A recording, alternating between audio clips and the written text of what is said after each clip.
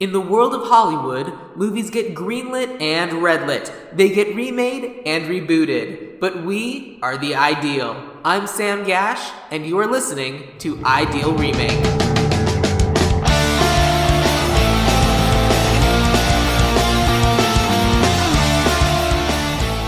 Greetings, podcast listeners. You have been recruited by the Star League to defend the frontier against Xur and the Kodan armada. Your fleet commander today is Sam Gasch and Special Lieutenant Mario. Mario, tell us all about yourself so that people trust you and follow you into battle. I am a very special lieutenant. I have been training. You're doing great. Mario, tell the people about yourself. Hi, my name is Mario Hernandez. I'm an actor, writer, comedian living here in Los Angeles and a huge fan of The Last Starfighter. I'm really glad you brought me aboard to talk about this film. Remember, you were suggesting a bunch of them. And I think the first one you said was oh, Gene was thinking about The Last Starfighter. I love The Last Starfighter. I told Gene that you were having trouble coming up with a movie, and Right. He was like, make Mario do The Last Starfighter. And I was he straight up just said that. He said that. Because I think he found out that I had never seen it, and he was like, make Mario make you watch this. And I was like, okay. Well, it was. I mean, like, we'll get into the story of my connection to the movie, but it's incredible that he said specifically that one because it's actually a very special, very significant movie in my life. Well, tell that story now. Why not? Well, okay, so I'm 41 years old, and I'm a big movie guy. I mean, I come from a family of movie watchers. My parents went to the movies the day they got married. That was their little honeymoon. They got married at the courthouse and then went to go see Papillon with Steve McQueen and Dustin Hoffman. Yeah. And my parents used to take me to the movies very early on as a kid. I remember seeing all the, big Oscar winners as a kid. I oftentimes didn't finish the movie. I would curl up into a ball and just fall asleep in the seat next to my mom. But I mean, I saw Gandhi, Chariots of Fire. I mean, all the big Oscar winners when I was 5 or 6 years old. Mm-hmm. The Best Picture movies, Terms of Endearment. I mean, those are all movies that I remember seeing in the movie theaters as a young kid.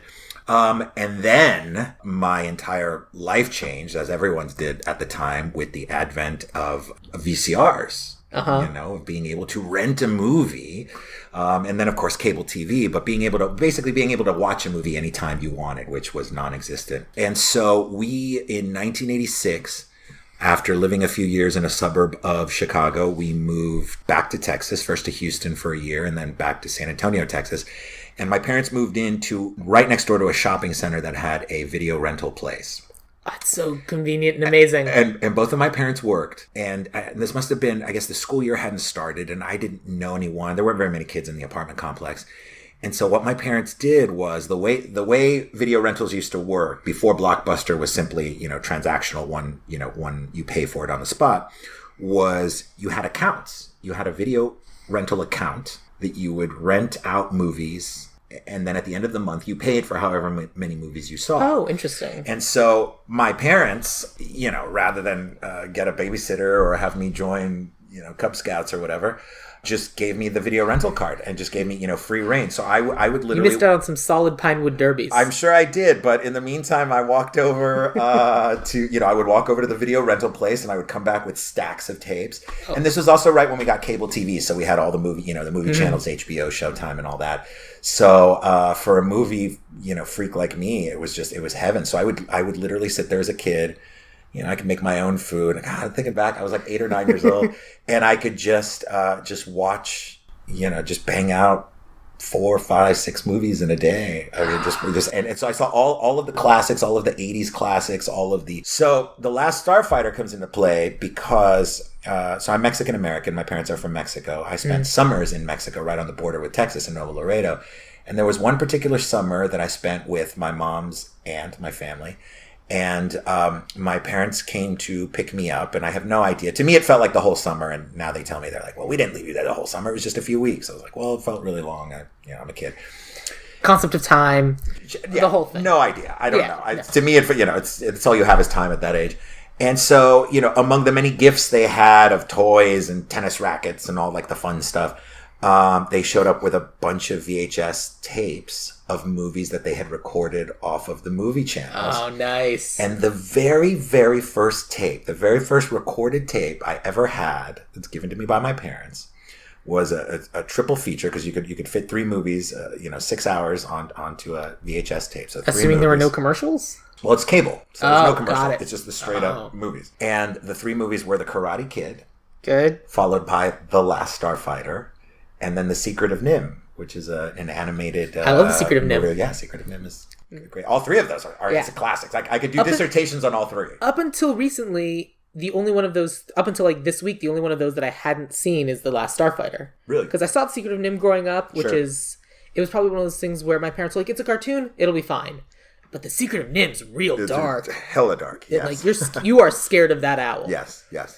I saw The Karate Kid. I remember that was one of the movies that my dad was like, we're going to sit down and watch this. Because it didn't happen that often, but The Karate Kid was one of them. We watched the first... You should watch it now, by the way, because it's, it's shot, or rather it's located just down the street. It's in the valley. What? He moves to Reseda. What? He moves to Reseda from New Jersey. Oh, I haven't seen that movie since I was like 12. You should watch it now because now you know LA. Yeah. So you know Malibu, you know Reseda, you know all of the locations that are in the movie. You should watch it. Did you watch the Netflix kind of long run sequel, the Cobra Kai? I've seen a couple of episodes. Looks great. It's on YouTube Red. Excuse me. Yeah. My understanding is that it's not good, but everyone seems to enjoy it anyway. It's different. It's got a different tone. What it does is because there were many sequels to the Karate Kid. Kid I saw 4, and then the reboot, the remake or whatever with Jaden Smith. I saw the first one with my dad, I think, and then we had the DVDs or we had rented the other 2, and I watched the second one, and I just never got around to watching the third. And then I saw bits and pieces of the Jaden Smith one. That one actually looked good. Like my understanding of that one, and the parts of it that I saw were good. Right. Like he does a thing with the snake. It's a whole thing. Now, before we dive too far into Karate Kid land, last thing, if you go online, I think it's John Emile is the director, but they did kind of video concept of the Karate Kid, the original, like camcorder version, because they filmed like rehearsals, is now on YouTube, and it's almost shot by shot, same actors, but with no budget, because they just kind of got together and they were like, hey, let's shoot this as a proof of concept. And it's all the beats in Karate Kid with the same actors before there was anybody with 1 or 2 changes. That's amazing. And it's really great. So it's almost like a fan fiction version of the Karate Kid, but it's all the same people. All right, I will have to look that up. Yeah. When I'm editing, I'll be like, oh, right, good, I can write this down now. Yeah. Since I've listened to everything 5 times. Cool. Okay, so then The Last Starfighter was one of like your big 3 in that moment. Like it was right in the middle, and it was just this like sci-fi fun adventure that was clearly like they were trying to cash in on the Star Wars. That's my question. So I'm assuming you'd seen Star Wars at that point because you'd seen all the movies, and that they're 10 years apart. Yes, I had seen 6 years apart. So Star Wars came out the year I was born, so I did not see it in the movie theaters. At some point, I watched it. I believe they must have re-released it. I saw Empire Strikes Back when it came out in the theaters, and I saw Return of the Jedi when it came out in the theaters, and that was really having seen those and like kind of seeing the work that they did with models, and then turning around and watching The Last Starfighter when they're like it's the first movie with CGI, and basically Tron and this one, fair enough. Which is the first one? Because I remember I was watching this movie with my friend Diane. If you want to hear what Diane has to think, listen to the Hackers episode of Ideal Remake. And Diane was saying that this was advertised as kind of the first movie that used CGI. But Tron. Tron was the first one. Tron is the first one. This one had, I think, the most CGI effects up until that time, and there's up to, I think, there's like 20 or 30 minutes of it, according to Wikipedia. But it was the first major like step. They were clearly clearly saw that this was the future. But at the time, like thinking and looking at the graphics, because I remember we sat down to watch, and she was like, "This is an amazing movie. There's no flaws with it. You're gonna really like it." I said, "We'll see." And then 5-10 minutes into this movie, she's like, "I'm so sorry." Oh, I still enjoyed it, but it was when we finally got to like the CGI graphics, she was like, "Oh no." Well, yeah, I mean it's the super early, it's the stuff, but the stuff of like the frontier, the shots of the frontier, I thought were pretty decent. Well, basically, when I was watching the CGI, I kind of enjoyed it because it looked like we'd gotten not the final cut. Right. Yeah, that's exactly what it looks like. It looks like when you go to these test screenings and they're like, "We're gonna fix it. We're gonna fix it. We're gonna add texture." Yes.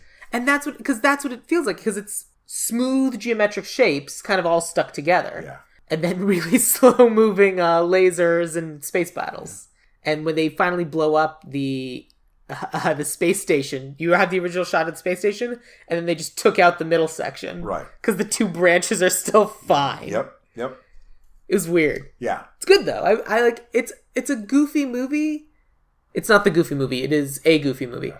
But I don't know, it was kind of fun and simple. Yeah. Like they kept it fairly straightforward because they couldn't do much else. Right. Like there aren't hundreds of fighting spaceships since it's literally enough spaceships that just this one guy can take them down. Yeah. But it's and I so wonder if that was influential. largely, I mean, that must have been intentional. You know what I mean? They're like, look, we're going to put all of our budget mostly in this new fangled CGI stuff, which wasn't called CGI back then. Yeah. And they're like, well, let's just keep it simple as we try to figure out how this technology works. I don't know the answer to this. Have there since been Starfighter arcade games released? Yes, apparently there have been. I don't recall them. I don't recall seeing them. They did not You weren't a big arcade blow kid? up. Yeah. No, well, no. They didn't blow up. They weren't a thing. Fair. I think Like the Tron video games, to be perfectly honest. right. I just feel, but Tron, I feel obviously Tron's a much different thing, and I'm actually surprised it took him so long to come out with the sequel. Tron was like a cultural milestone. I feel like Tron is the Last Starfighter is very much a cult.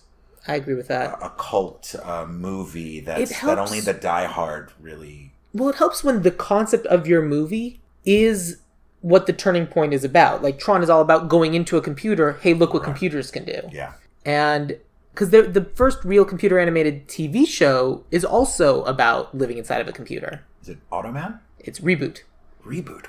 What's that? Reboot was it's an animated TV show. It's fully animated, but it's about the bits and bytes and sprites inside your computer. So it's all these characters that live in a town called Mainframe, and they have to fight the user when a game comes down. And they're basically trying to prevent the user from winning. When did this come out and what was it on? 90s. I remember it on Cartoon Network. Oh, no. Then Automan is a single season show that it didn't get picked up. It was about a guy who lived with Automan, who was this like computer dude who had Cursor was his like assistant. Okay. That was just this like, and it was a combination of live action and kind of like Tron. When Automan would come out, he had like a body. He had a really, because he was kind of this like hunky dude who had like a sparkly body. What was the TV show where it was the guy? They reference it in the Ready Player One book where they have a dude dressed up as a robot and pretending to be a computer screen. Max Headroom? Yeah, Max Headroom. Max Headroom was a character and a thing. So say the name, the Automan? Automan. Yeah, it's called Automan. If you look it up, it's Automan. Automan. Yeah, and it's a story about a guy who's like, I don't know if he's a reporter or what he does, but he like pairs up with Automan, who's basically a computer guy. This is so weird. Yeah. Okay, there it is. And it's literally it looks like 1983. Yeah. it looks like someone in a full Tron outfit just hanging out in real life with some other guy. Well, that's what he did. He helped him do stuff. So it was like a combination of like Knight Rider, but yeah, Automan had powers. Reboot's an animated show, so it's the first fully animated show. Oh, first fully computer animated show. I see. So it looked. Oh, sorry. I thought you meant like the computer. Oh, wow. No, full. You're talking computer about animated. When they animated everything. Oh, that's yeah, cool. It's real good, but also at this point kind of a cult classic. Sorry, could I see that? That's an interesting. Is he black? I don't know, but he definitely had dreadlocks. He had dreads. Yeah. This blue man from the supercomputer. From Reboot, from the supercomputer. He's one of the Guardians, and he comes to protect Mainframe from viruses. Wonderful. I loved this show. Yeah. I still love this show. Okay, I'm gonna have to check it out. If I ever find it on like one of those full complete series. So when I first got to LA, I remember going to Amoeba and being like, "Oh my god," being completely overwhelmed, but I like had no money and no work. And I remember finding the complete series of Reboot and a Transformers spin-off called Beast Wars. And I remember finding like the complete series both sitting next to each other right there, and I was like, I want both of these. I can't afford them. But if they're here now, I'm sure they'll be here in the future. And that was the last time you saw them. I never saw them there again. And every time I go, I look for them, and they're never there. I then later bought Beast Wars on Amazon. But the important thing... And Reboot? I will eventually. No, I'll get it okay. eventually. It's not a huge priority. Basically, it's like, I know that if I buy it, I will watch all of it, and I don't have the time to do that. Sure. So I'm preventing myself from doing that. Good show, though. Good. But let's talk about The Last Starfighter. Yes. Because by modern standards, I feel like it's kind of a sparse plot, too. Oh, yeah, it's super simple. There's no, like, there's a little bit of mythology, but they Yeah, I get the sense that for them, for the filmmakers, the special effects was going to be the draw. Absolutely. And somehow if it had caught on, by then Star Wars was a full-blown franchise. Mm-hmm. There had been other attempts to make, sci-fi, obviously E.T., the famous E.T. and Starman debacle. Do you know Starman with Jeff Bridges? The one where he plays Karen Allen's dead husband. I'm thinking of the one where Kevin Spacey's wearing sunglasses. K-Pax. I'm thinking of K-Pax. Yeah, that was much later. And we don't know if this one is straight up, he is an alien. Okay. I've heard of it, but I've never seen it. K-Pax is kind of ambivalent. Yeah. Real quick, there's a famous story of how there were two scripts at I believe at Columbia. Okay. One of them was called Calling Home, and the other one was Starman. And they wanted to, they thought science fiction was this emerging genre that was starting to pick up. It was moving away from B films, and they had, Close Encounters and Spielberg had done. And so Columbia rolled the dice and kept Starman and got rid of Calling Home or something like that. Something like that. So another studio, I believe Fox, picked it up. They retooled it, retitled it E.T. the Extraterrestrial. Okay. Got it. It's one of those stories. Went into production. Yeah. Both were released in the same year. And of course, E.T. became really the highest grossing movie of all time until Jurassic Park. And then Starman is a great film. It's John Carpenter. And it's Jeff Bridges. And John Carpenter's never failed before. What could he possibly do? Well, I was just going back and looking at our They Live episode. Is John Carpenter still alive? Yes. Yeah. Yes. He just went on tour because he does all the music. He does the music and stuff. Yeah, and he did the music for Hateful Eight. And I still think that's amazing. Yeah. But he just went on tour strictly with his music. Well, but I think we're missing kind of the big thing for The Last Starfighter, and that is the name of the cinematographer. Because I remember I was talking to Diane, and we were watching the movie, and I looked back at the screen and it said cinematographer King Baggot, Baggot. That is the real name, I assume, I don't know, of the cinematographer who filmed this movie. He was the director of photography, Last Starfighter, and Revenge of the Nerds. Revenge of the Nerds. Oh God, You Devil. Tough Guys, vice versa. Gotcha. I mean, these are really he lensed a lot of 80s classics, or kind of, maybe not classics, but kind of cult classics. Well, I mean, the two big ones are The Last Starfighter and Revenge of the Nerds. Yeah. I mean, can you scroll down a little more? Scroll up. Beatlemania. Some Kind of Hero.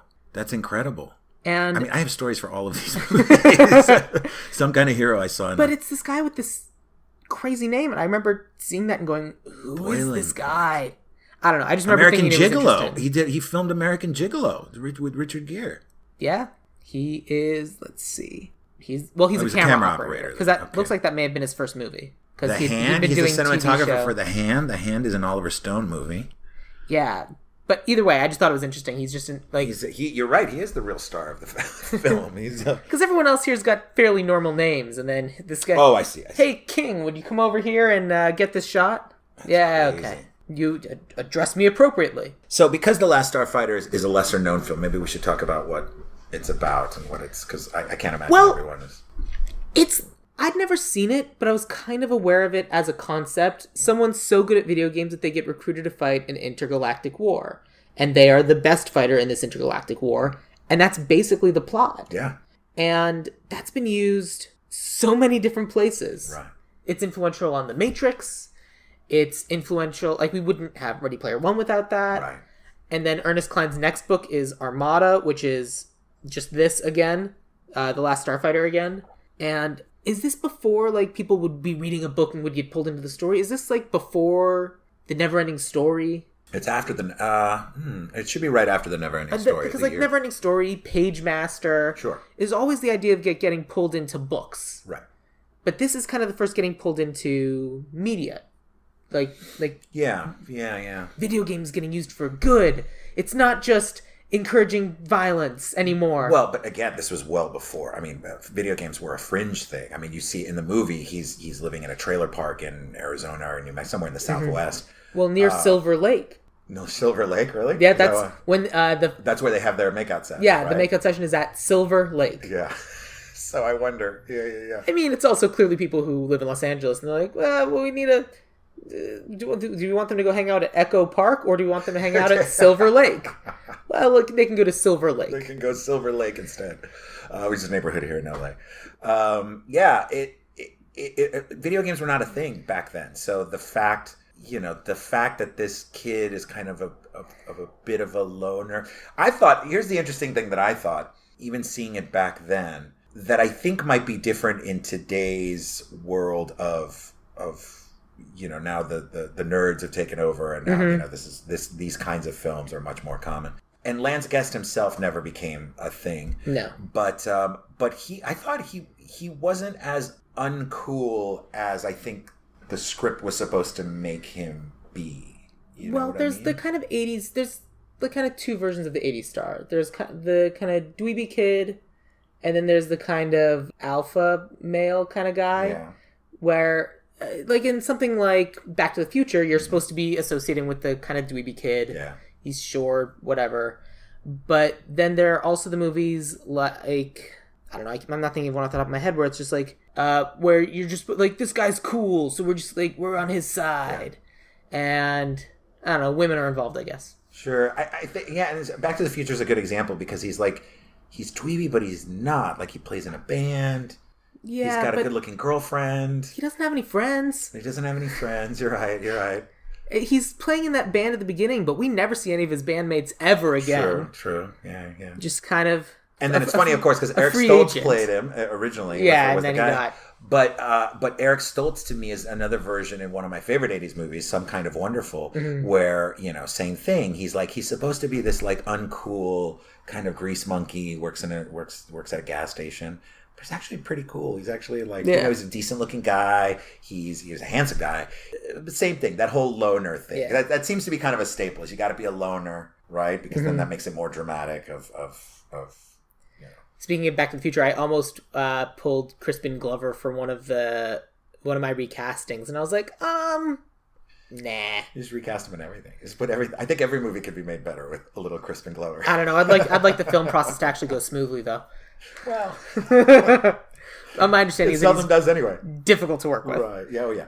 There were two moments for me that really stood out as interesting.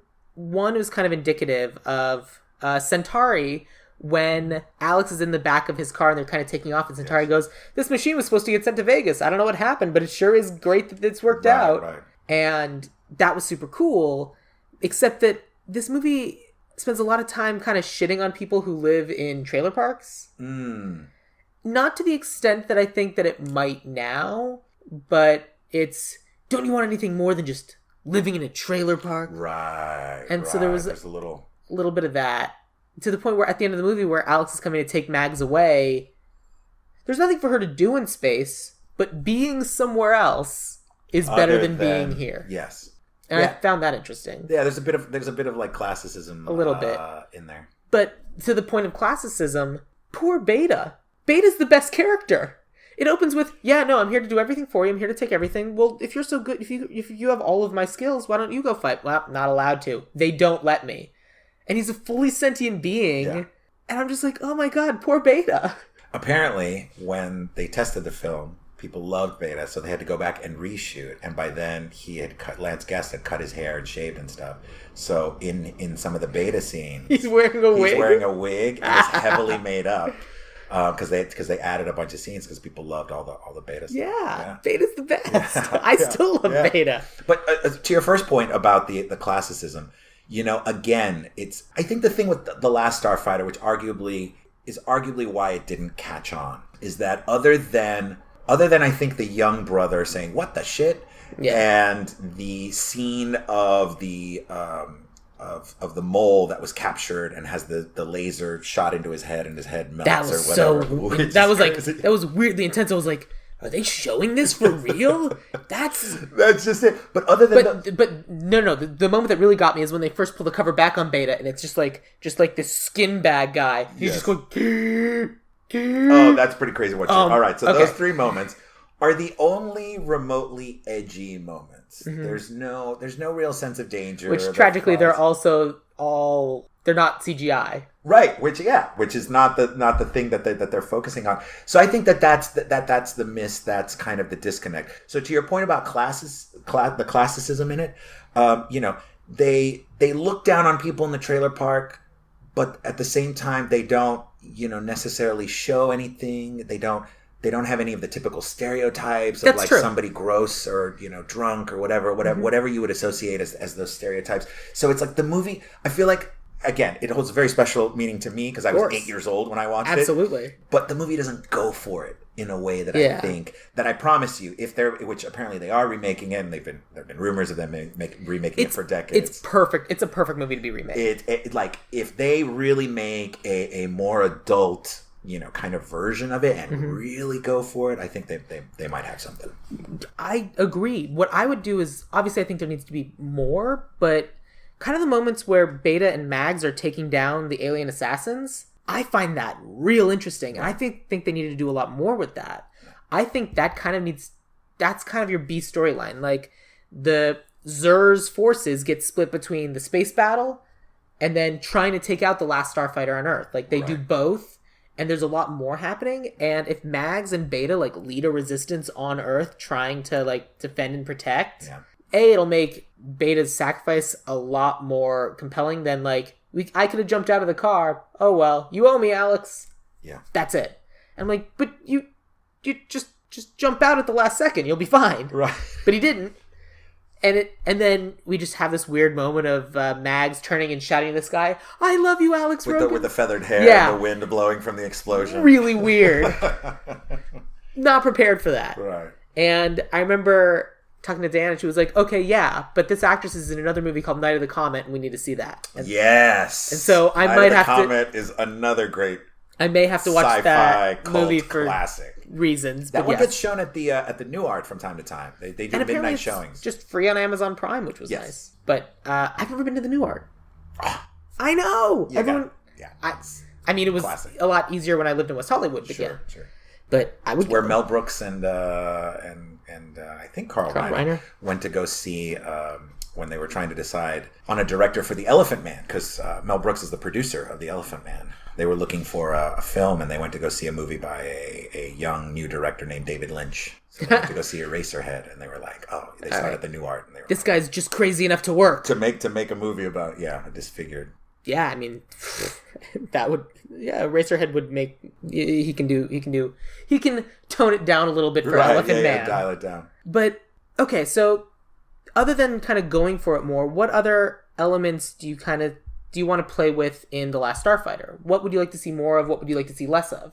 I think, in a modern version of it, we would, this could even be like before the title sequence or whatever, before we even get to Alex Rogan, how they capture the mole, for example. So just, maybe kind of fleshing out a little of the parts that you jump into that you're in medias res with them. I'm good with that. That, we open on a scene where this guy's trying to escape or say, hey, my cover's been blown and there's a big thing. And just as he's escaping, they snatch him.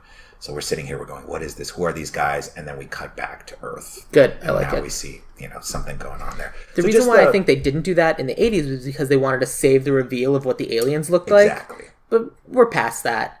The super bald aliens were really weird looking. Well, and that's just it. Again, it's a different time. I think we look at a movie like The Last Starfighter now and go, oh, it's an inferior product. It's not, it's not as compelling as maybe some of the other ones. But at the time, there weren't but... 2 science fiction movies coming out a year.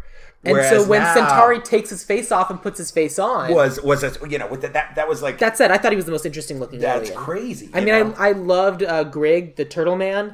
Yes, but can I tell you something about Grig? Yeah. I was for years I was convinced, just because on the quality of the voice, that the guy that played Grig was the guy that played Commandant Lassard on the Police Academy movies. Because of the sound, he just had a very kind of deep sound that I just thought was him all these years. And the makeup, of course, reminds me a lot of one of the other 2 science fiction movies that would be released in a year. Enemy Mine with Dennis Quaid and Lou Gossett Jr. And Lou Gossett Jr. plays a reptilian alien. And so, I believe you. I haven't seen it. Yeah. And so that's kind of the same kind of makeup, the same... I'm trying to see what other things Greg has done. It's an actor named Dan O'Herlihy. Yeah. And really, he's known... I mean, he's an actor and he's art department, which is interesting. So he was RoboCop was like his last. He's the old man. He's the old man, whatever that is, and he's old man in RoboCop too. He's just kind of like a classic actor because you kind of get that sense. A lot of television. Like he's got 94 television credits. So, but he's in Twin Peaks. Yeah, he's Andrew Packard, but I don't know what that means. But just kind of like the way he moves around, because I feel like he kind of suffered from that. Well, they can really only see my eyes. I gotta kind of be a big actor because otherwise. But as soon as he appeared on screen, I leaned over and I said, I like him. He's probably going to die. And then he didn't, and I was very surprised. Because the impetus of the movie of him being the pilot and the Starfighter, all they have to really do is shoot, was an interesting concept. And where Greg is kind of shouting, aim this way, do the thing. It was very, very video gamey, very not peppy in Star Fox. Do a barrel roll. Right. And I loved it, and I like that concept a lot. Now watching Future Man, in Future Man, they do it a little bit better because it's literally those two characters shouting slogans as they're fighting. Right.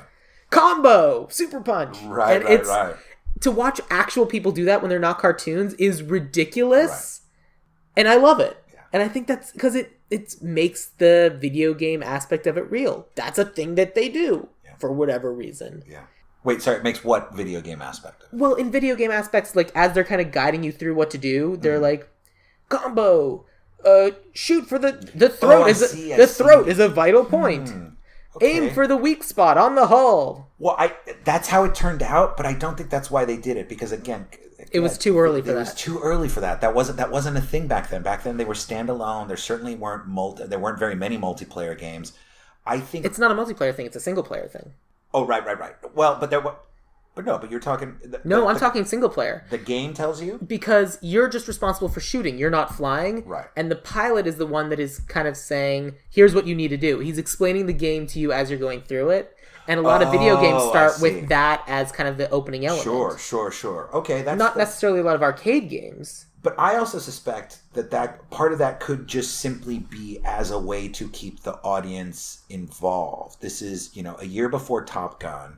Yeah, you got your World War II movies that are kind of aerial fights, but it's a way of like spicing up the action so that it's not a 3-minute, battle sequence with no narration. Well, the other possibility is it's one of the first, if not the first, computer animated movie. Yeah. The audience might not be able to follow it because our brains might not be able to process computer animated things. So it's a way of having subtitles of explaining what's going on. Yeah, and how do you, if, in terms of computer graphics, how do you explain space? How do you explain? We got to get to that thing over there. We got to get to the end of the whatever ridge to do target the mothership, whatever. When people don't have that concept. But again, I think this is part of that problem that I'm saying.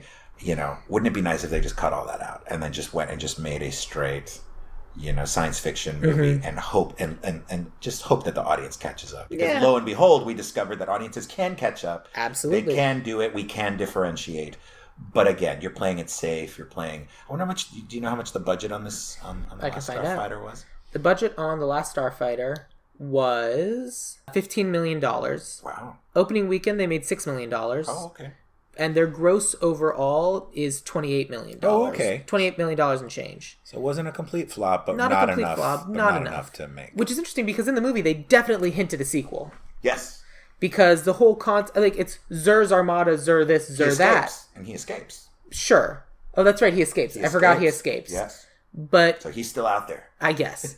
But what I was going to say is there's no reason because he was given all of this. So he had to be given that from somebody.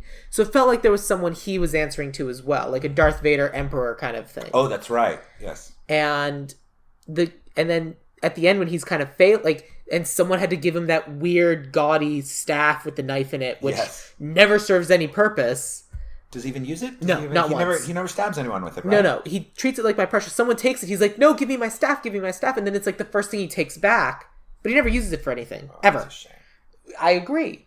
Except for the fact that it looks ridiculous. Right. But then, like, he's walking around with these kind of Groot people who look like they're made of wood. Yes. What are we going to do? Zzz, we die. Yes. And then their ship flies into the side of a moon that is the size of the ship, and it just all explodes. Perspective was not a strength in... Again, early computer graphics. graphics. It got better after that. Sure. But, I don't know, I thought it was... Like, that's something that could have been expanded. Like, there's not much lore. But that's exactly what you're saying. Establish the lore, kind of give us more of a world. More. Less razzle-dazzle, more intrigue. Yeah, I think that, I mean, and honestly, I mean, that's the problem I have with, you know, any science fiction or adventure or fantasy movie, even up to this day, is that, you know, oftentimes there is a reliance on spectacle. You know, Game of Thrones being, you know, the best example of doing it right, which is, yes, we have dragons. Yes, except for the most recent season. Well, we have all this magic, but you know what we'd love to see is kind of the interplay of characters. The drama still has to be there, and the audience, you know, audiences will forgive a lot, I think, if there's actual drama. Mm-hmm. I just shot a pilot with some friends, a sci-fi pilot, and you know, it's set in this world with alien technology and kind of intrigue, and you know, you don't have to show a lot of the science fiction part. You don't have to build out the world right away. You can just kind of dabble in it, because what really hooks people in is, you know, the interpersonal relationships, the jealousies, the jockeying for position, the intrigue, the double crosses, the love, the stakes involved for people that, you know, have to complete their mission, their journey, the hero's journey. All of those things is what pulls us in, and not necessarily the spectacle. Yep. But again, this, you know, this is a very hero's journey movie. Oh, big time. He refuses the call. Huge. Yes, big time. And you know, it's the video game is what replaces, you know, what would be the noble birth, or the godlike. You know, this is a legitimate skill that he's developed that at the time would have seemed ridiculous to most of America. And of course, now we have, you know, esports. We have an esports arena that's just down the road. It's you know, now it's a thing where we acknowledge that it's an actual genuine skill. Back then, I mean, that's kind of the absurdist concept of this movie, is that a kid who wastes his time playing all those, I mean, like, you know, again, in that shorthand of looking down on someone, what can be more pathetic or more on the fringes of society than a kid who wastes his day playing video games in a trailer park, hanging out with his girlfriend at Silver Lake. He could just go drink beers. Yeah, and just get all makey outy. Yeah, get makey outy in a sleeping bag. So then let's talk remake for a second. Okay. If you were remaking it now, would you set it today, or would you set it in the 80s? We're keeping the concept of the video game. Yeah, it's a video game. I think so. That is because I have a pitch for you if you don't necessarily have an answer. I don't necessarily have an answer. Let's hear the pitch. So my pitch is I would set it today, because I always think like you want the audience to connect to the people who are similar to them, and also that hair is ridiculous. I think it lowers the stakes a bit if people know, like, again, that idea of just like the absurdity of video games. Like we hold video games in very high importance. But now. I would still put it in a trailer park, and I would still have it be an arcade game, because I would still have Alex going and playing that video game and be like, dude, just go play these other games that are way better. He's like, nah, I really like this one. Okay. And I really like the idea of, it's a super old arcade game, got sent to them, got given away. No one's ever really been good at it. It's never been one of those like big name arcade games, but Alex really likes it. Okay. Alex has kind of been maintaining it and keeping it up to date. Okay. And eventually, for the first time anyone's ever done it, Alex beats the game. And maybe Mags has kind of like gotten into it too, and Mags is always like, I'm never quite as good as you, Alex, but I'm going for it. And Alex finally beats the game, and the game breaks. And Alex just wanted that high score, wanted to take the picture, put it up on the internet, show people that it could be beaten. And so Alex goes in, climbs inside to try to like fix the video game and kind of like repair it, and please save the high score, please save the high score, please save the high score, and is crawling deeper and deeper into the game to fix it. And then the entire game shuts down, and the game is what fires up and takes Alex into space. And then the screen like shows the reverse, and that's when we meet Centauri. I don't think Centauri needs to pick Alex up in like a space Uber.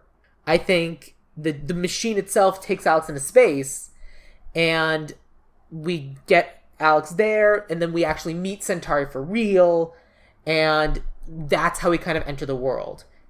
And we get to this fight literally as they are about to lose. Not because there was a spy or this or that, but because their last hope were sending these video games to Earth to try to find someone, and they didn't. It failed.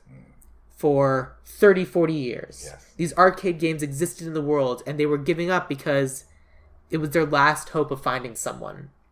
Well, they sent it to Vegas. You're not going to find an intergalactic hero in Vegas. No. And then eventually Vegas gave it away because they replaced it with a machine that actually earns money. Right. That could literally be their words. And they gave it away to some trailer park. Now, all of a sudden, they're like, we actually have someone. And all of a sudden, these people, these aliens, are filled with hope that all of a sudden their hero is finally here. Someone has finally come to save them. And Alex says no. Because it's ridiculous. Why would I risk my life for a bunch of people I've never met, a society I've never met? Can I please go home? And then we go back and we find out that, like, when it took off, it left behind a beta unit, like a digital rendition of whatever. Sure. It scanned Alex and then took off. And we meet Beta, we go back, and then that way we are able to have the split screen of Beta and Mags and Alex in space, and then we kind of like have the big battle and fight. That was my pitch. I like it. I'm going to tweak it a little. Great, love it. I would expect nothing less. The beta part I love. I love like him being scanned when he's inside the machine, and then all of a sudden out of the side pops out this like little like rubber ball, like bloop. And then the thing takes off, and then this thing starts morphing, like one of those, like you put in a quarter, turn the thing, and you open it to get like a candy bracelet. Yes, like okay. What are those, like not water monkeys? What are they called? Sea monkeys. Sea monkeys. Like, it's like add water, and they become the crystals that like expand. That would be really funny if then that little thing had to go find a puddle, and then it just sucks up the puddle, gets a little bit bigger. It's just not big enough, and it just has to go find more water. Yeah. Until finally it just like finds a toilet and just explodes the toilet, and there's Alex. And they're standing in the toilet. And then the other one to add another action sequence, just to make it again more interesting for the just to keep the action moving. The final test is, of course, then what would be left? I don't know. I'd love to see like when the video game shoots up and it's a space capsule taking Alex to wherever, that there's a final test. He's got another battle that he has to do while he's doing it to get through to the thing. And I like that you... Well, do you want it to be a final battle, or... The machine's broken. Like, Alex has to fix the machine to prevent himself from dying while flying into space. Oh, that could be. Yeah. It's a rickety old machine. Like, that's the But how will he know what to do? I mean, like, Alex has been repairing this machine for so long that he knows it so well. Okay. And he was like, how did I not know this was a spaceship? Yeah. No, you want him to actually pilot himself into the... I just feel like for him to know that, to know where he's going and what's happening. Whereas if we start in now, greetings Starfighter, and then all of a sudden he's just like, what? And then all of a sudden he's, being shot at. Who knows? Of course, it's like, who's shooting at him? I don't know. It was just an idea to add another action sequence right there in the middle. I like that. Yeah, it could be the same thing to him, like, try to fix the thing because it's, it's got, it's veering right or whatever. Well, I mean, you could also treat it very DeLorean-esque. Right. It works when it absolutely needs to work, but when you have a moment, it breaks. Yes. Yeah, because it's been sitting there, and he's been tinkering with it, right? He's been doing it. I like that the battle they've already been wiped out. I would love to see where they totally forgot, and maybe that was Centauri's his crazy plot years ago. Maybe he's an outcast or whatever. Yeah, there's a lot to play with. And they've been shaming him because it used precious resources that they direly need. They're in dire need of right now. Yeah. But no, it worked. Didn't I tell you? Didn't Centauri tell you for years and years that it would work? And then just Centauri speaking to like a room full of like memorials on walls. Yeah, it's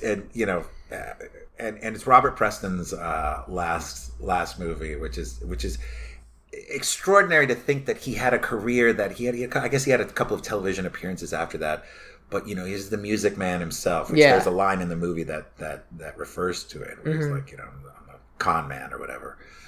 Yeah, it's ripe for. Yeah, I guess this movie is ripe for a remake. I hope they're doing it. They've been saying like Seth Rogen and all these other people like attached. I don't want Seth Rogen in this. Well, that was a few years ago. Who knows? Oh.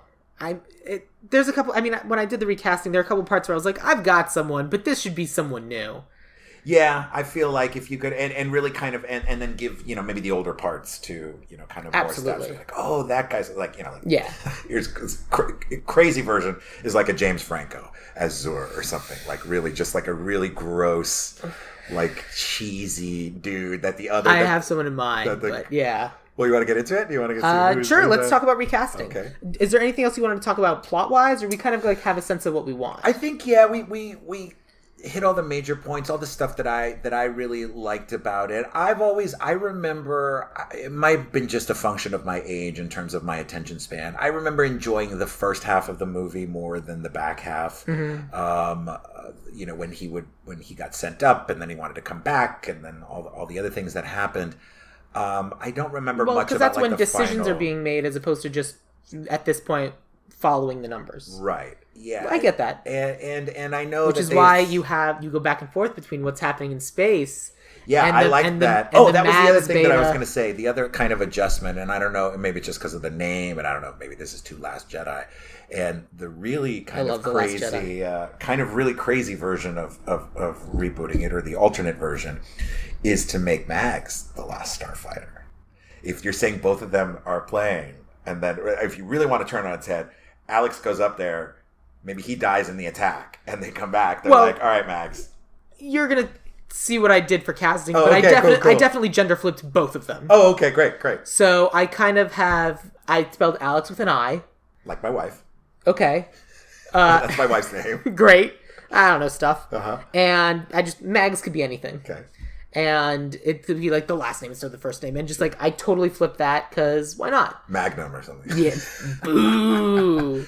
MAGA? No, I don't like any of this. Stop pitching. All right. And that way you kind of have I never liked the idea of just like, I'm just playing video games and nuts to you for not believing in me. But no, it's more like, no, you are better than me. That's awesome. I keep trying to be as good as you, Alex, but I'm just not. And I just think it's awesome that you're cool with this. You want to come hang out? Okay. No. But I also could totally see, because at the end of the movie, why would Mags go with? There's nothing for her up there. But this way it gives kind of the writer the option of, well, now male Mags could be another starfighter, or I could totally see just a dude falling in love with a robot version of his girlfriend. Wait, so Beta is Let's say Beta lives, hypothetically. Okay. And so or maybe they both go up and Beta's finally allowed to be a starfighter. Well, I mean, I imagine there's 100 Betas up there. Yeah. You can make as many Betas as you want. Good. Let's have a robot revolution. Okay. Robots are people too. Okay. But I don't know, because it's a different movie, but okay. Yeah, but basically, like, it gives them a reason to go up, and like I like the interaction of the dude and the robot lady, and just like kind of like, because like I could totally see, because it's a weird science. No, because there's the moment of like Beta not having any idea how to interact and being like super super weird, yes, and then Mags kind of still being into it, and I don't think that would happen because I feel like a woman would be a little bit more like, no, you're being something's weird, off. Whereas a dude would have no idea. Dude would be like, I don't care, babe. Yeah. Hey, babe. Hey. Is it that time, babe? Yeah. Yeah, you're saying a bunch of weird shit, but like, whatever, I'm cool with it. Yeah, kind of. Can you give me another beer? Basically. But whatever. That's the writer's problem. Sure. But that was my pitch for casting. But yes, let's get into casting. Okay. So. Is this my paper? I don't know. Oh, I don't know. Did you bring a paper? That's just a blank piece of paper if you want to make notes. That's great. No, you have a paper. I want a paper too. Okay. Even though my paper has nothing on it. So, I mean, let's start with Alex. Since I did a gender flip, let me tell you who I had. Okay. I have Jessica Parker Kennedy, which I don't know if you've been watching the latest season of The Flash. No. Okay. She has been in other things as well. Let me pull her up. She's in Time as well. Oh, okay. This is the actress. Okay. She was in Black Sails. Oh, which my friend created. She's a babysitter in Deep Murder, Another Kind of Wedding. Okay.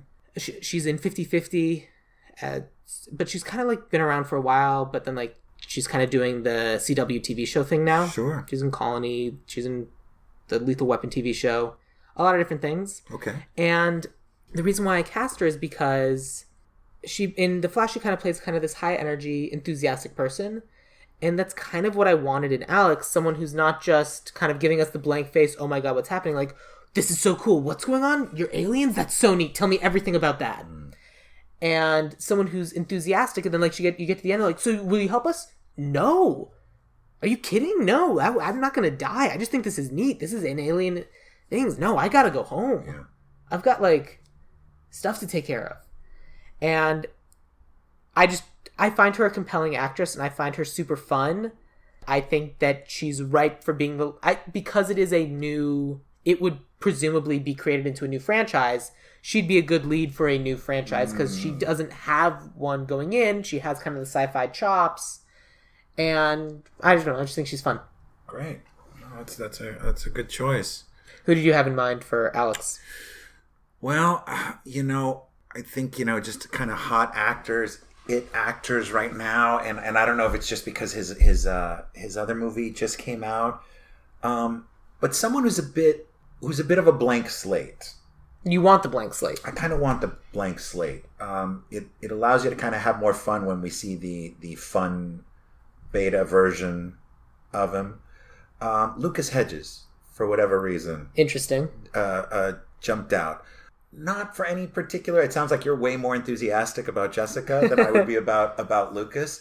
But again, just because that kind of just a kid living in a trailer park somewhere who's got. I could totally see Louis Hedges playing the kid living in a trailer park somewhere. I mean, those are the kinds of roles that he has been playing. Yeah. But he always kind of strikes me as like the high drama actor. Sure. No, I'm not saying he would accept our offer. Okay. I don't know. If someone comes up to him with like a franchise like this and like a big blockbuster movie, you'd have to be. Yeah, I think when we get to the filmmakers, then that might be. Yeah. That'll be the hook for much of this. But I think that it's kind of a pairing of our Alex and our Mags.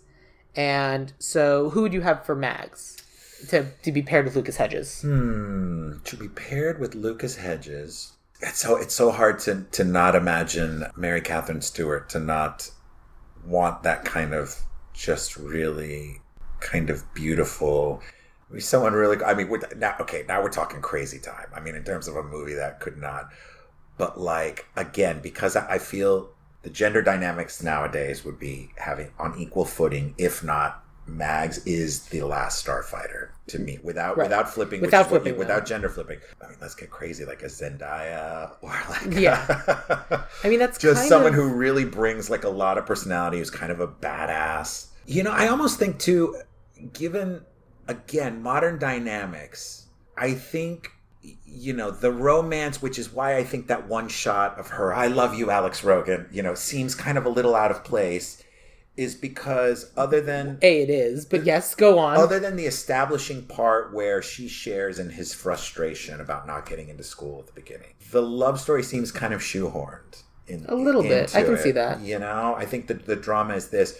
So I think, at the risk of making the kids asexual, but really kind of showing the partnership and the badassery of them both realizing like, holy crap, we're going to save the universe. So kind of removing that aspect and just kind of making them more equal partners in this adventure together. I like the idea. I certainly thought that the kind of shoehorning in of, well, I'm going to go to college and get away from all of you guys was another another classism thing. But I also kind of like that this wasn't a story about getting the girl, like becoming an impressive guy in order to get the girl. Right. The girl's already been, quote unquote, got. Yeah. It's more about, we've been dating for a while, we love each other, this is just where we are in our lives, we just happen to be young people. Yeah. So they're idiots. But the important thing is, I don't know, because they do this in Back to the Future as well. But the problem in Back to the Future is that he then goes back to the future and we completely leave her behind. And then in Back to the Future 2, she gets knocked out and left in an alley. So it's not an adventure of 2, it's still just the adventure of the 1. And I kind of like the idea. I don't necessarily want to send her into space because then we lose the premise of it being the Last Starfighter. Then it would be the Last Starfighters, and that would be the sequel. Right. That would be the James Cameron sequel. Sure. Walk in, Last Starfighter, $, right. Underline it twice, leave. Thank you very much. Yeah. But that's what it is. You do the Last Starfighter where it's the 1, and then you realize, okay, there's someone else too. And that's why I think you had this opportunity to show the 1 going into space, even if we don't do a gender flip, and then the other one being just as impressive in their own environment. You don't need special circumstances in order to be a hero. You just have to rise to the occasion. Yeah. I still think they should gender flip it, though, because I still think it's fun. Yeah, as well as, obviously, have some, which we've both already done, is kind of have this, multi-ethnic well, let me tell you who I have for Mags. Okay. Mags, I have Taron Egerton. Okay. Because he plays the... He may have aged out of it by now, but yes. Here's the thing. Yes. I didn't know this about Jessica Parker Kennedy because she plays the Flash's daughter from the future. She's 34. Oh my. And I wouldn't have known that looking at her. Nope. Literally, she is older than the actress who plays her mother. Is she African American? She is. Okay, so that's black don't crack. That's the thing. she looks incredible. But I think that's how we kind of get away from the are we going to college, are we going to this? They're at a point where they think this is what their life is going to be. Or they could even be going to community college. Or they could be going to local kids. Yeah, I don't have a problem with that. That's great. And I wanted to pick someone that was kind of closer in age to that. But, I mean, Jessica Parker Kennedy does play very young. Yes.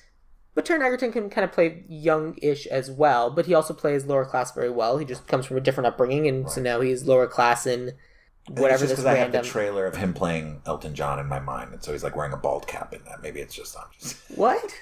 He's playing Elton John in the new Elton John biopic that comes out in March. Is it because they met on the set of Kingsman and the Golden Circle? Did they? Oh, yeah. I don't know. Elton John's in Kingsman and the Golden Circle. Oh my. Elton John might be the best character in Kingsman and the Golden Circle because it's not a good movie. No. The first Kingsman is amazing. Well, and he sings I'm Still Standing in Sing. Yeah, Taron Egerton does. So, yeah. So he's already channeling Elton John. Makes sense to me. Yeah. But anyway, I've seen it's he's got, that Elton John has got the bald head and the big glasses. So I'm just oh man, he's too old. Theoretically, I mean, I did my Jane Rogan and Louis Rogan based on Jessica, but theoretically, those are two people that, depending on what you do, you could flip them back and forth pretty easily. Either one can play Alex, either one can play Mags. And that's kind of what I wanted to go for, because they're both action people, they're both sci-fi people, and they're both... Well, now you got me thinking, I'm maybe I can go an all-Hispanic... where it's Selena Gomez. Well, here's the thing. I'm surprised you didn't do that because, I'll often have guests who are like Sheena, when she was on our Inception episode, she was like, all right. And she basically recast Inception from the cast of Crazy Rich Asians. Okay, yeah. And so it's all about just because one of my big things on the show is making these movies less white. Yeah. So trying to do that. So I'm going to keep going through this and actually have a lot more white dudes in this looking at it now. But if you have... Hispanic Mexican-American actors, please. So we'll come back to those and we'll kind of figure out... Paul Rodriguez can play Centauri. Maybe he's too old now. I don't know who that is. George Lopez could play Centauri. No. But let's talk about Centauri. Let me talk about who I have for Centauri and then you can maybe top it. Okay. My Centauri, I have Ian McShane. Ooh. Ian McShane is classic. the other lead in American Gods, and he's this amazing actor who's been in a bunch of different things forever. And... what I liked about him, especially in American Gods, was he's this character that you like immediately, and then less and less the more he talks. And that's what I thought would be interesting about Centauri. Oh, Centauri. Oh, you're super interesting. Okay, cool. All right. Okay, you're still going. All right. Okay. Yeah, I don't like you anymore. And so, Ian McShane can kind of, do that kind of dip and dive down, and can kind of do that sleazy, hey, you buying what I'm selling kind of thing. Right. And that's kind of what I wanted for Centauri. So with that in mind, who do you think? Well, I'm going to stick to my just off the cuff kind of a George Lopez because I think I would want people to read Centauri as, okay, I see why nobody takes him seriously. I see why he's the grifter or the con man. Okay. So that could build in kind of, and not to say George Lopez is like that. George Lopez can play that. He can play kind of a wisecracking guy that, nobody takes seriously, and then this is his 1 in a million shot that actually pans out. And maybe it surprises even him. He doesn't even expect it. I'm not as familiar with George Lopez's filmography as I would be. How many times does he play something that isn't himself? Oh, well, that's just it. He doesn't have to. He can... Because most of the things, it's as himself. Oh, absolutely. As himself. Yeah.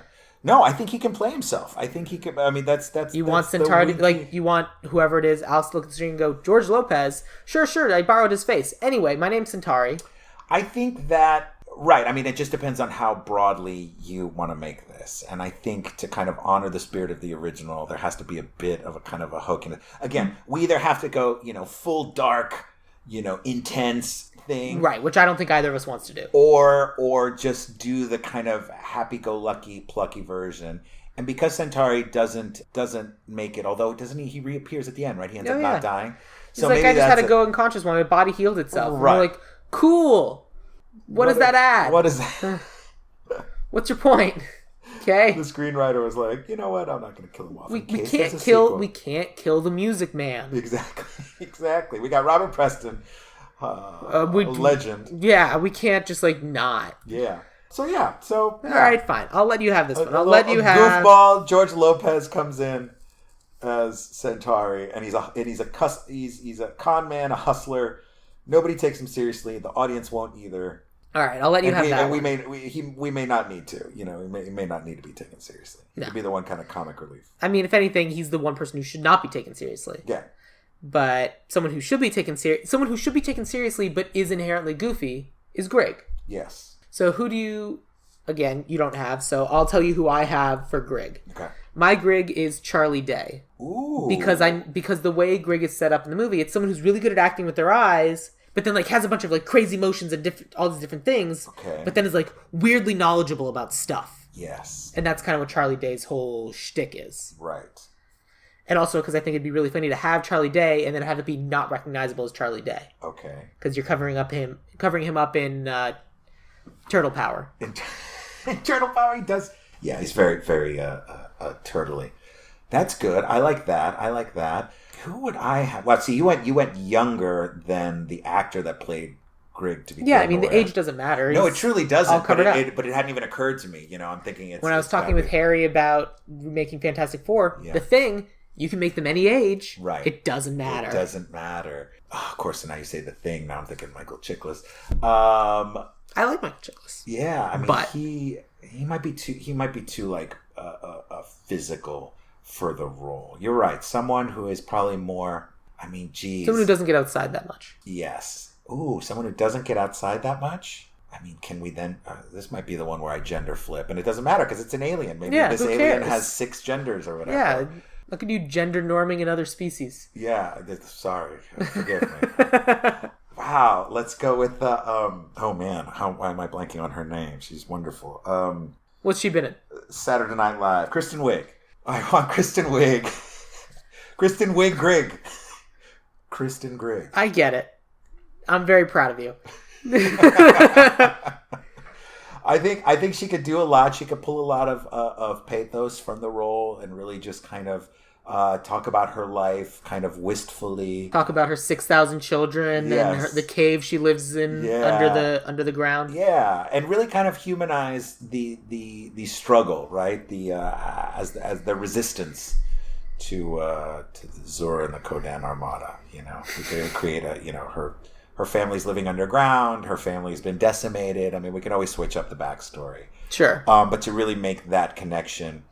And even provide a little bit of mentorship to whoever the Alex or whichever Alex. When this whole thing started, I I used to have 6,000 kids. That's terrible. What happened? How many do you have now? 2,300. 2,300. That's less than half. And I can only make so many when I get back. And I keep calling Bobby 34 by Bobby 32nd's name. He's like, Mom, he's gone. You have to let go. That's brutal. Yeah, That's brutal. It really is. It's dark, but it's funny. I mean, it could be Kristen Wiig, if only because I want to make that joke.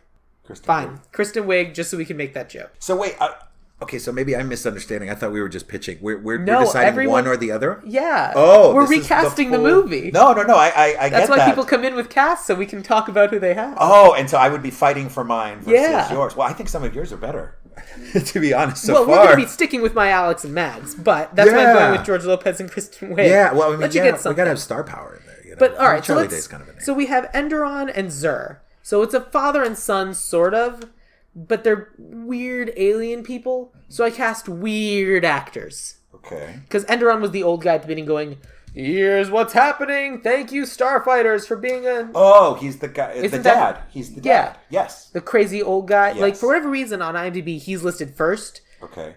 I don't know why. Probably just in appearance. He probably appears first. He might be some previously famous dude. Okay. He doesn't. All right. Like, he's in, like, 2 scenes. Okay. Or... Yeah. And then he has the scene where he's, like, talking to, like, the space hologram head of his kid. Yes. But because they're father and son, and I cast a couple of weirdos, for Ender and the old guy, I cast Kevin McDonald, who From is Kids in the Hall. Okay. And he's also Pleakley. No, I'm this guy. And he's That's interesting. I feel like Kevin McDonald has the hair of Zor now, doesn't he? a little Is he bit, balding? yeah. That's great. Yeah. Also, yes. Yes. But What if he played both father and son? well, the son that I have is an actor named DJ Qualls, who I know DJ Qualls. Oh, you don't yes, know of that course. is? Yeah, Okay. yeah. I know him from Scrubs, but he was in Z Nation, Man in the High Castle, Jim Jeffries' Wait, show. you have him as Zor? I have him as Zor, yeah.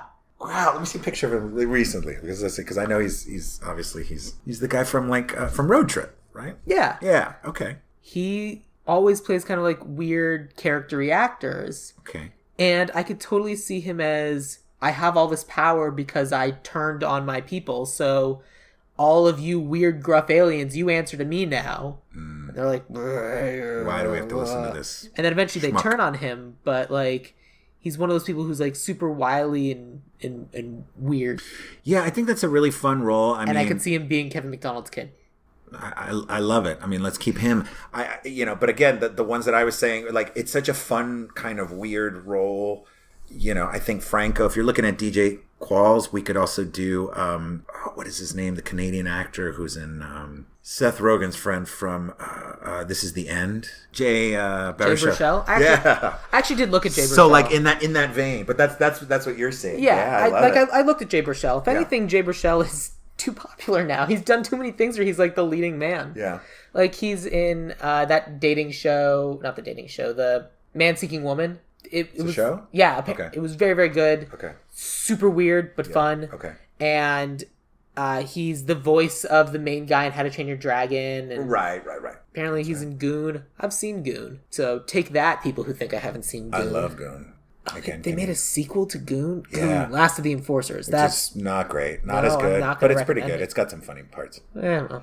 But he's got dragons. He's the dragon guy. Yeah, he's the I was dragon in guy the new now. RoboCop. Yeah, I don't didn't recommend see that. It's supposed to. I haven't seen. I haven't seen any of the remakes of all those '80s movies. So I didn't see Total Recall. I didn't see RoboCop. Well, because the problem is a lot of them aren't very good. Right. I mean, the pilot episode for this podcast is RoboCop, and our concept is great. Like, if you want to hear a good episode, that's a good the one. new Yeah, RoboCop? yeah. Go listen to our RoboCop episode, because I really like what we did for that. But we could do Jay Baruchel if you prefer Jay Baruchel over DJ Qualls, I think fits in. So again, going back to this idea of tone, where do you see it? Here's To ask you, here's the way I feel about Yeah. the way action movies can work. They can either be the dark action movie, a la like Logan or this or that, the other thing, and there's that was a the place first for one that those. popped into my mind. Yeah. And those movies can be really good. And then there are the movies that are kind of like the bright and colorful Marvel action movie. I kind of put this more towards Marvel. Okay. That's certainly where my taste lies. But also there's some movies that I think work for dark. So Starship Troopers, you remake it dark. Right. And we did. But then for something like this, I think what they miss when they're remaking these 80s movies is they're missing the light and the sense of wonder and earnestness from these 80s movies. They're honestly trying to save the world. They don't understand what's going on, but they're going to do their darndest to try to make things happen. And there certainly are like the darker 80s movies and their darker action movies, but I mean, how do you remake something like Willow and make it dark? You can't. How do you take something that's like The Last Starfighter? It's a guy who plays video games and gets sent into space. If it's dark, what you end up with is Future Man. And Future Man's fun. I watched a little bit of it and I enjoyed the episode, but it's not something I go back to because it's not something where I'm necessarily like care about the people who are on their side, because it's like, well, their life's shitty even though they're getting to do these amazing things. I want someone whose life is shitty and then they get to do amazing things. I want the escapism. Okay. So, and that's what 80s movies are. They are an adventure. Yeah. They're a delightful adventure. And even by modern standards, I think that that's kind of what they sometimes need to be. Depending on tone, depending on context. I mean, we remake, let's say, Night of the Comet, and it's going to end up being probably something a little bit closer to Tucker and Dale vs. Evil. Yes, because you got to bring it back. Sorry, you got to bring it back towards the lighter side, because that one Well, was it's pretty people kind of desperately trying to pull it back into the light, but like zombies are still killing a bunch of people. Right. So it's like lightness slowly getting tainted by darkness, and then at the very end of the movie, light again, Right. because we have jokes. And that's kind of how I see stuff like this. If you want to remake an 80s movie, you kind of have to go back to the 80s. Yeah. Even if you're setting it now. Yeah. No, I agree. So anyway, that's my pitch. So I have 2 other casting people, and then I want to get into writer-director. I have Jane Rogan and Louis Rogan. And I have them for the mom and brother of Jessica Parker Kennedy. Okay.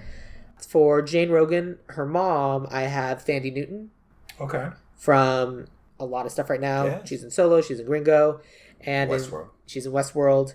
And I feel terrible because in the episode I recorded with Harry Valentine where I was recasting Fantastic Four, that's a super fun episode, listen to that.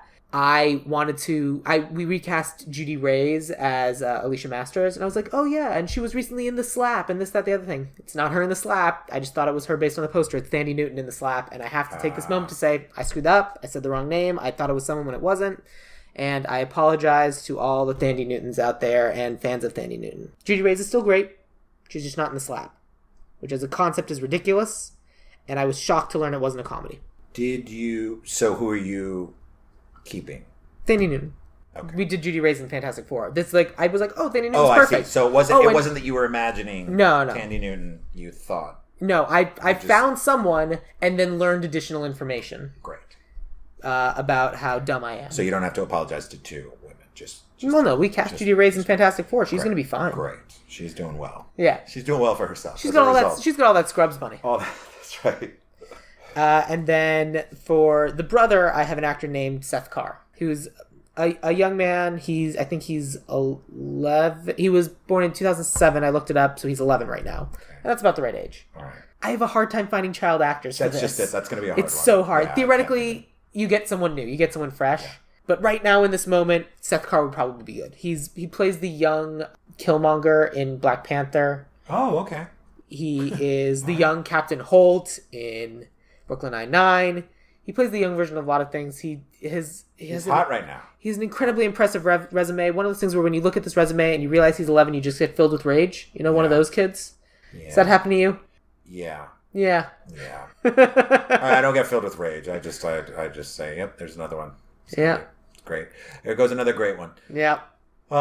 Yeah, I like those. I think in spirit, because this can't happen now because now he's grown out of it, but like a Rico Rodriguez in the early days of Modern Family, he's the boy on Modern Family. Oh, yeah, he would have been great. He would have been great. He would have been perfect. That kind of moxie, that kind of just like... Yeah, just the... silly... Like, he's one of those kids who can say and get away with saying anything because he's just young enough that you're like, you don't completely get what you're saying, but he totally does. Yeah. And it's... Yeah, of course, he would be perfect. Or would have been. Would have been. But, now he's, I think he's a teenager. Robbed by time. Yes. And puberty, because I imagine. I would assume. I would hope so. I would hope so. Rico, if you're out there. I mean, the TV show Modern Family's been on for, what? 8 years? Now? 9 years? I'm looking it up. So now the mom, I like the mom. I think the mom is another chance for us to sneak in a name actor. I agree with that. Just so we get funding for this project. It's The Last Starfighter. I mean, I know it's been bouncing around, but like, it's going in on the name alone. Well, but it's got to sell overseas. We got to have somebody. Yeah, but the ideal remake will sell overseas regardless, based on quality. Maybe. I mean, It's been running since 2009. You want like a years. Marissa Tomei kind of, like, oh, why are they in this film? And it's like, because they're further along in their career. They're still kind of a name. It's cool to have them in there.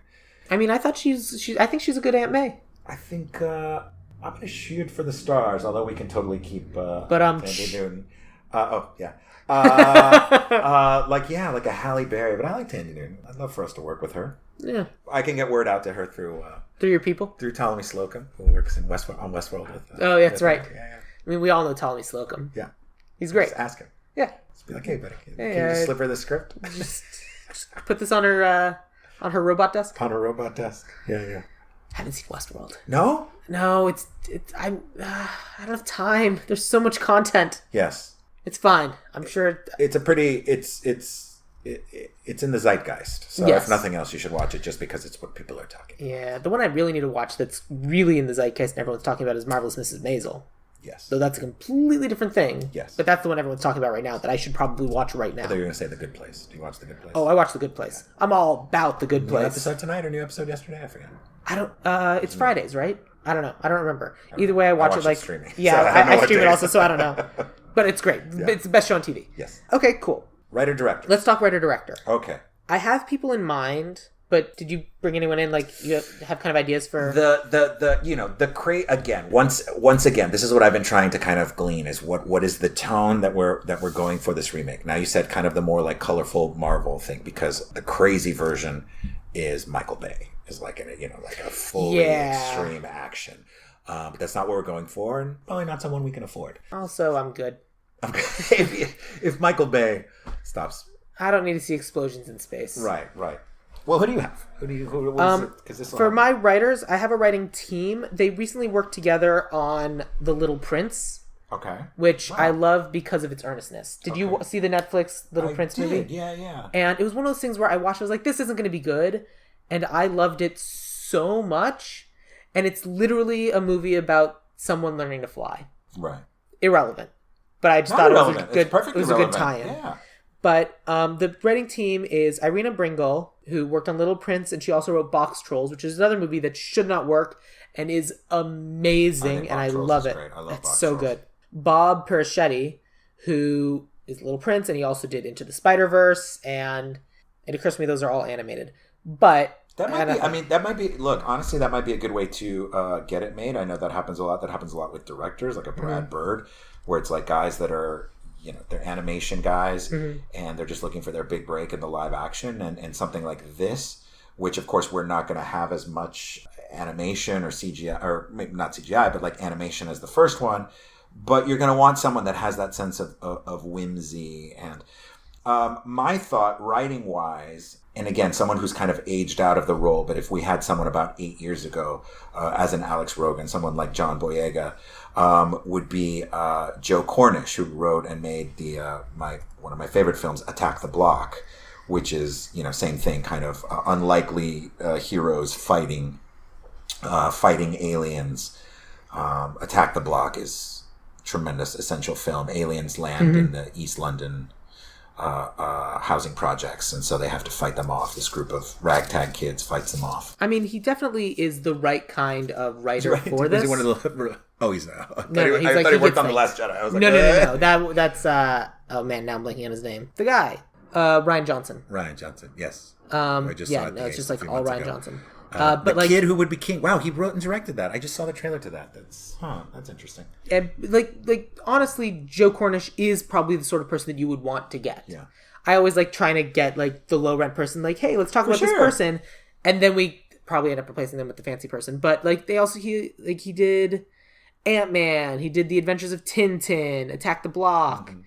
These are the sorts of movies that lend to a writer like this getting the job. Yeah. I think he does the action, he does all those sorts of things, and he probably would end up getting it. Yeah. Maybe he could also be my submission for the director, so I'm curious to see who... Well, my director is Jon Favreau. Great.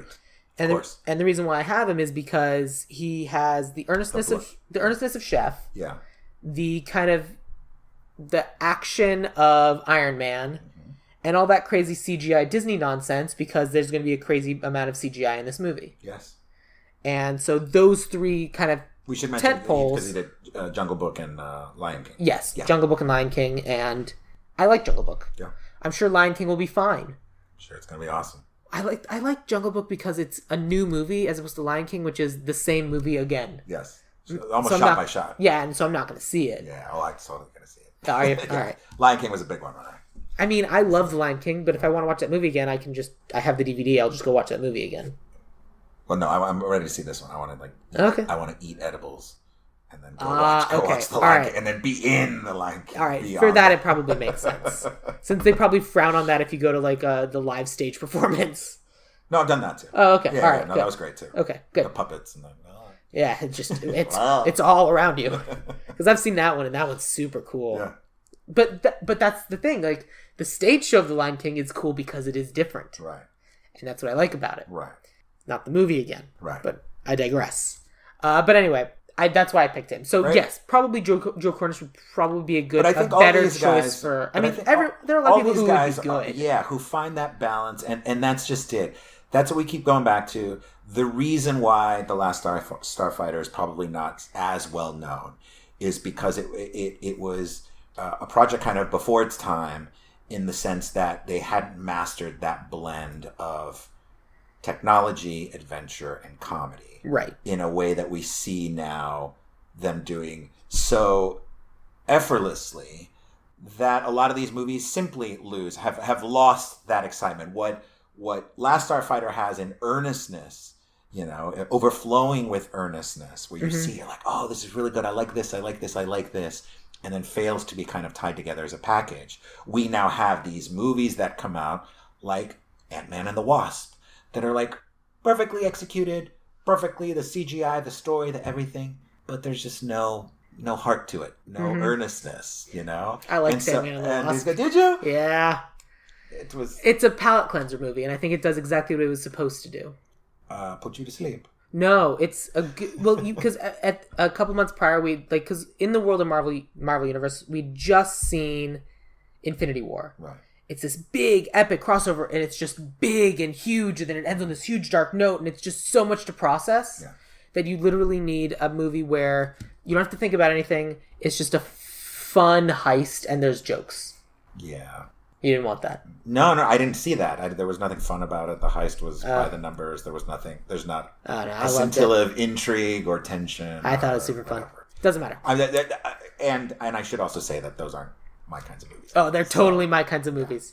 But as an example of something that, and again, I could give you about 10 other examples of movies that came out this year that are geared toward this kind of genre, and but that I think just don't, again, they've now become such a thing. We've now mastered them so well, but there's a little bit of earnestness and wonder that was kind of the hallmark of those 80s movies, because it was a simpler time.